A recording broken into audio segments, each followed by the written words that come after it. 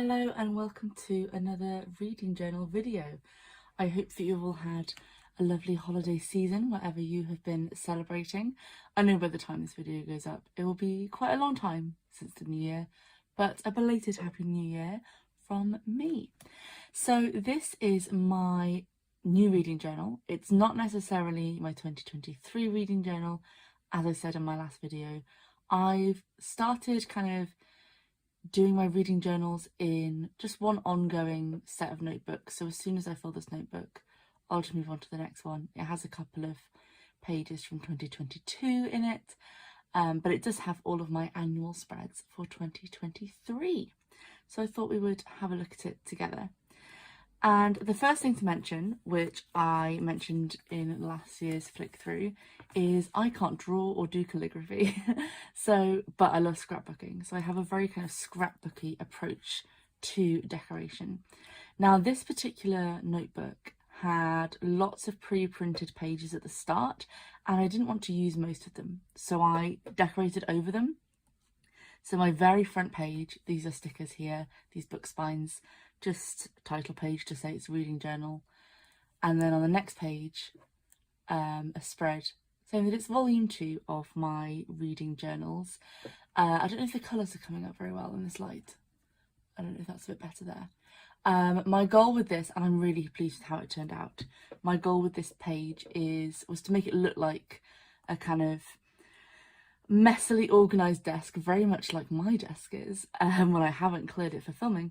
And yes, to have that kind of, there's stamps and a few things from around the world and tickets and scraps of books and just various bits and bobs just scattered over a desk. This one sticker does not want to stay stuck. So yes, that was my kind of approach with this page. The backing paper is scrapbook paper that I just stuck over the whole page. And the next pre-printed page, the only one I actually used, was the contents page. So I did decorate over it, as you can see. I put some paper and some stamps. This was my first time using vinyl stamps rather than rubber stamps, and while I can definitely say I'm a convert, I was not prepared for how many ink smudges I would get. It's a very messy process. So there's a few ink smudges, but I'm really pleased with this page. Just a little bit of added decoration in the corners. Some people like to have one theme across their whole reading journal. I get bored really easily, so basically every page, every spread, every section has its own theme. So that's my contents and my 2022 cover. Now if I skip ahead, because you've seen all this already, to 2023. So this is my 2023 sort of cover spread. I wanted to give it a full double spread to announce the new year.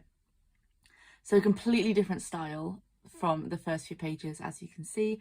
I really liked all these papers, most of this.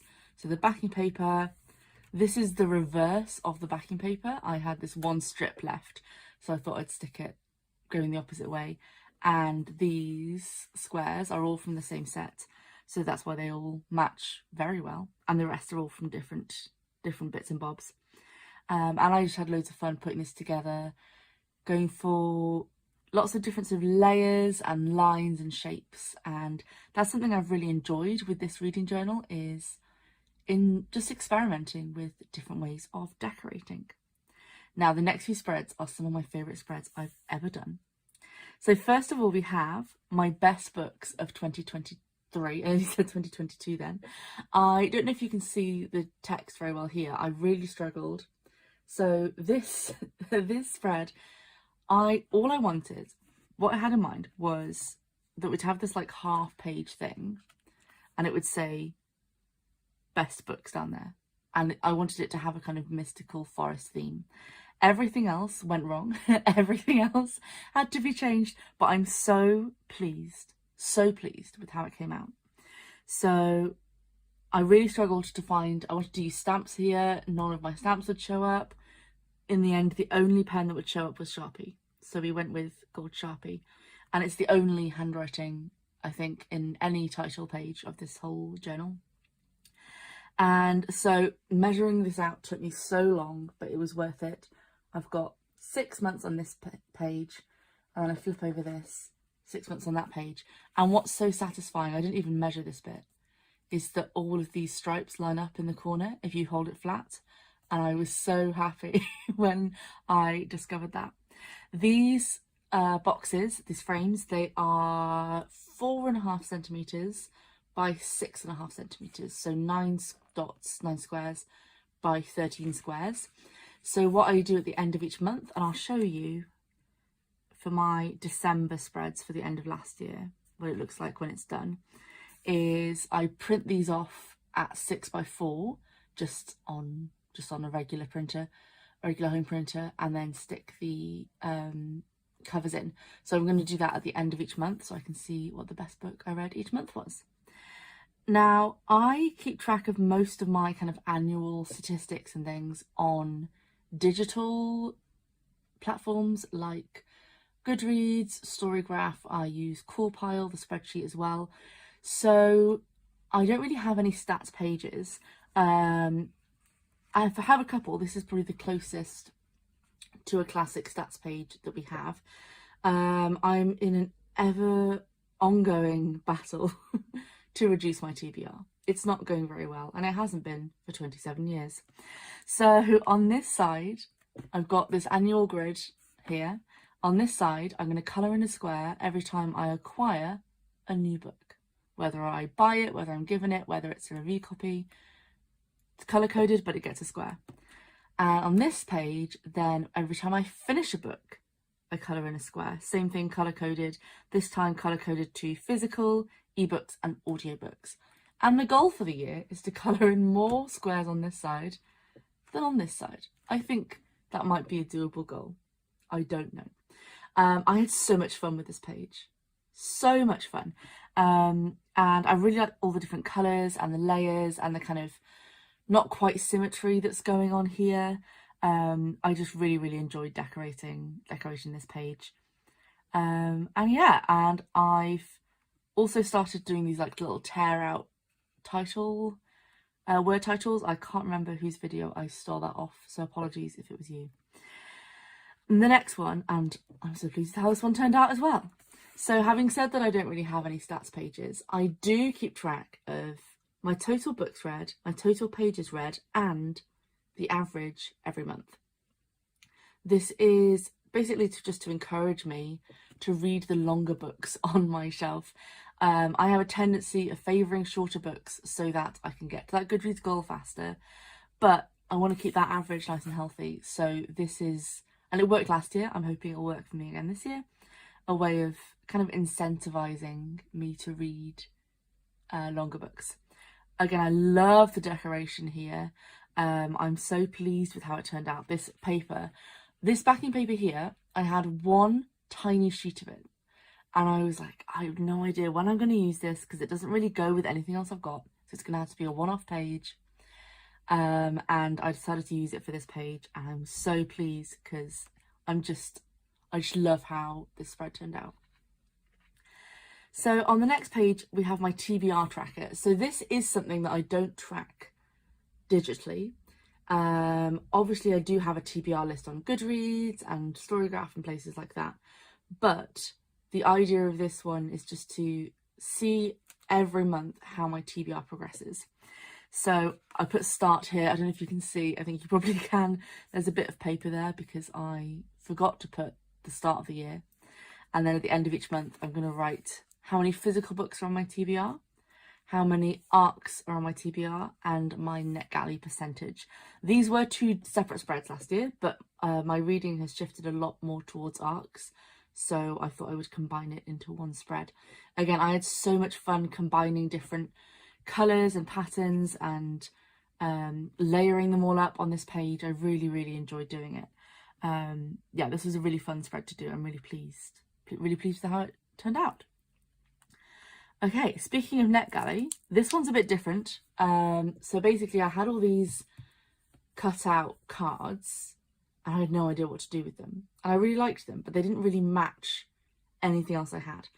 And then I had this idea, just for a one-off, I won't do this annually, but to keep track of my NetGalley badges. So when you read a certain amount or you unlock something on NetGalley, you get a badge for it.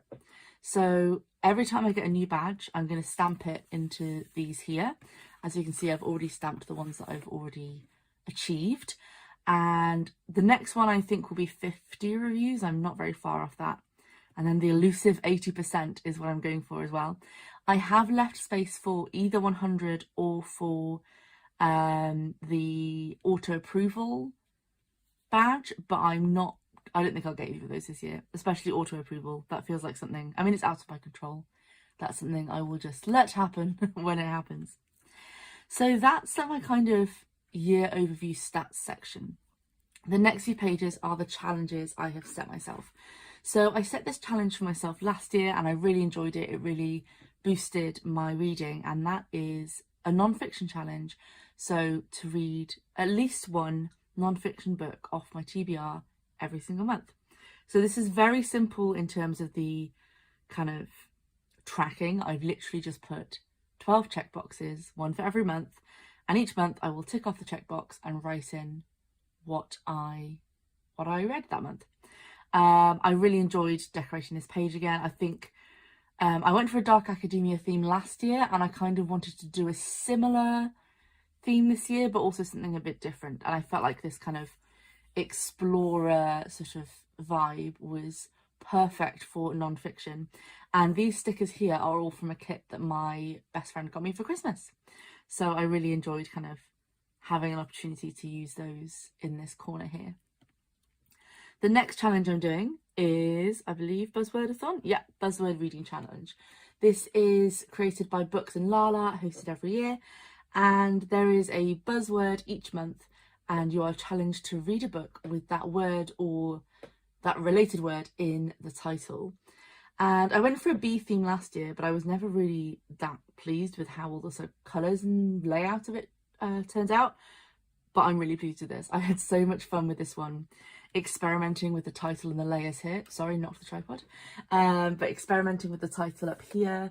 I had these little bee, I don't know if you can see the wings very well, but I've got these little bee toppers, and I just used a fine liner to draw some flight routes for them as well. And I found this daisy washi tape, so of course I had to use it. Same thing as before, literally just a list of each month and the buzzword for that month. Okay, the next one. So by the time I got to the next one, I was kind of just a bit bored of doing tick boxes and torn off corners. So I went for something a bit different for my Read Around the World challenge. So again, this is all from one kit. I cut out all of these and stuck them to make some covers and made a little sort of book passport for myself. It's very fragile. I don't know how long it will last. It says Read Around the World on the doors, and then 12 boxes to put the title, the author, the country that the book is from, and the month I read it. So this is something I really enjoyed doing, a similar challenge a couple of years ago, but I didn't want to restrict it to having a kind of prompt each month. I just wanted to read something from a different country every month. So the rules I've given myself are it can't be from the UK or the USA, and I have to have 12 different countries across the year. So I can't repeat a country for a different month for it to count towards the challenge. So yes, this is another little challenge I just set myself, completely different in style. I don't know if I'll do it again. It was very stressful, and I don't know if the payoff was worth it. But I did enjoy kind of making this little sort of passport, and it's just something a bit different in the middle. The last annual spread is for my book club. Points if you can guess the theme of the book club from the decoration. We've already picked our January-February book, so I cut that out. Again, I've got these frames here. I printed it off and stuck it in. And yes, I'm really happy with how this page turned out. I didn't want to do any more torn off corners, as you can tell, so I just went crazy with the washi tape and the stickers, and I think it looks really cool, very effective.